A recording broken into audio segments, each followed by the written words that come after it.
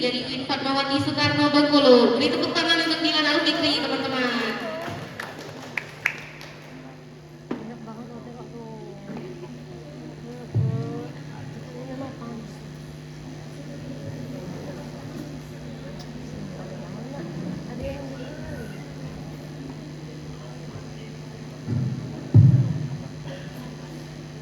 Dari Batam ke Singapura, nampak gedung bertingkat-tingkat. Yang jawab salam suka gembira, dikabul hajat dunia akhirat. Assalam qabla al-kalam, wal kalam bil ibtisam, wal ibtisam ramzul Islam, wal Islam dinus salam. Assalamualaikum, assalamualaikum, assalamualaikum.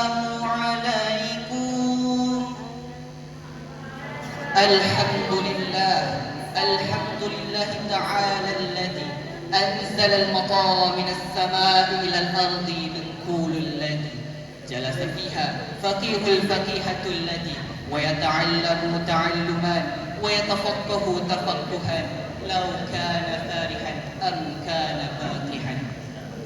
Ashhadu an la ilaha illallah wa ashhadu anna Muhammadan abduhu wa rasuluh sallallahu alaihi wasallam la nabiyya ba'da amma ba'du.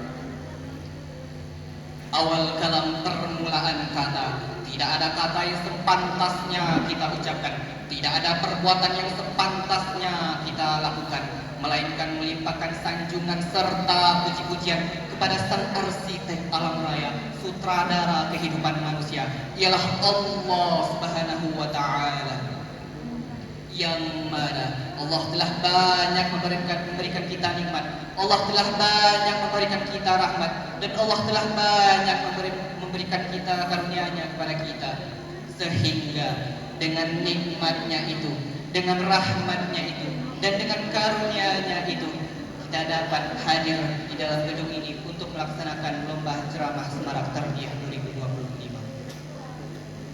Salawat dan salam yang selalu kita haturkan kepada baginda Nabi besar kita, Nabiullah Nabiyuna Rasulullah Muhammad sallallahu alaihi wasallam. Kalau bukan karena perjuangan Rasulullah sallallahu alaihi wasallam, mungkin orang muko-muko tidak akan pernah bertemu dengan orang Curug. Kalau bukan karena perjuangan Rasulullah sallallahu alaihi wasallam, mungkin orang Lebong tidak akan pernah bertemu dengan orang Kaur. Jadi di sini Rasulullah telah mensatukan kita dengan yang namanya ukhuwah Islamiyah. Yang terhormat Dewan Juri yang lestari dan bijaksana, dan yang saya hormati panitia penyelenggara lomba ceramah Semarak Tarbiyah 2025, dan teman-teman sekalian yang saya banggakan.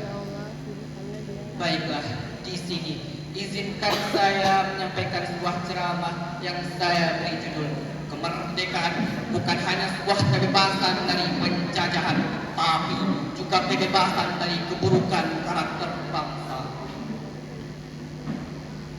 Hadirin yang dirahmati oleh Allah Subhanahu wa ta'ala, setiap tanggal 17 Agustus kita bangsa Indonesia selalu memperingati hari kemerdekaan, sebuah momentum sakral yang selalu menggetarkan hati dan jiwa, karena perjuangan di baliknya terdapat sekali pengorbanan tak ternilai dari para syuhada, para pejuang, dan pahlawan bangsa. Mereka merelakan darah dan nyawa demi satu kata suci, merdeka. Namun di sini izinkan saya menyampaikan bahwasanya kemerdekaan bukan hanya sebuah kebebasan dari penjajahan, tapi juga kebebasan dari keburukan karakter bangsa yang buruk, kebodohan, kemalasan, ketidakjujuran, individualisme, manusia yang tidak memanusiakan manusia, hingga korupsi moral yang menggerogoti bangsa.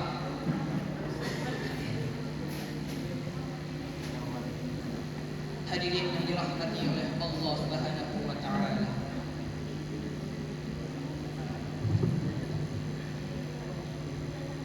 hari ini kita bangga untuk Indonesia merdeka, tapi izinkan saya merdeka. Ya, kita sudah merdeka. Kita sudah merdeka dari penjajahan 80 tahun yang lalu. Tapi, apakah benar-benar kita sudah merdeka dari korupsi? Apakah benar-benar kita sudah merdeka dari kebodohan dan kemalasan yang merusak generasi? Apakah benar kita sudah merdeka dari ketidakjujuran, pertikaian, dan keburukan akhlak? Jikalau belum, maka sejatinya kita masih terjajah, bukan dijajah oleh bangsa asing, melainkan dijajah oleh akhlak sendiri. Hadirin Allah Subhanahu wa Ta'ala.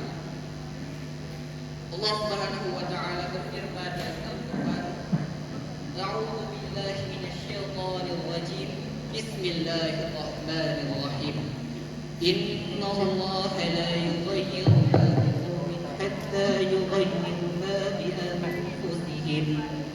Sesungguhnya aku tidak akan mengubah keadaan suatu kaum hingga mereka yang mengubah keadaan ada pada diri mereka sendiri. Penggalan ayat Quran surat Al-Qur'an ayat 11. Ayat ini menjelaskan sejelas-jelasnya kepada kita bahwasanya kemerdekaan tidak akan pernah lahir kecuali sebuah bangsa itu mau berubah dari lemah menjadi kuat, dari berani menjadi takut, dari terjajah menjadi merdeka. Karena sejatinya kemerdekaan tidak hanya sebatas terbebas dari penjajahan bangsa asing, tapi juga kebebasan dari keburukan karakter bangsa. Maka daripada itu, sudah menjadi tugas kita sebagai generasi penerus untuk mengisi, menghidupkan, dan menjaga kemerdekaan dengan nilai-nilai agama dan moral dan semangat membangun bangsa yang bermartabat. Hadirin yang dirahmati Allah Subhanahu wa Ta'ala.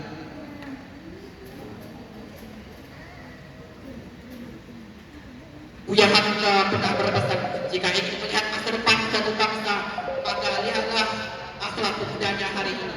Kita sebagai pemuda hari ini bukan hanya sebagai generasi penerus bangsa, tapi juga generasi pada tubuh arah bangsa.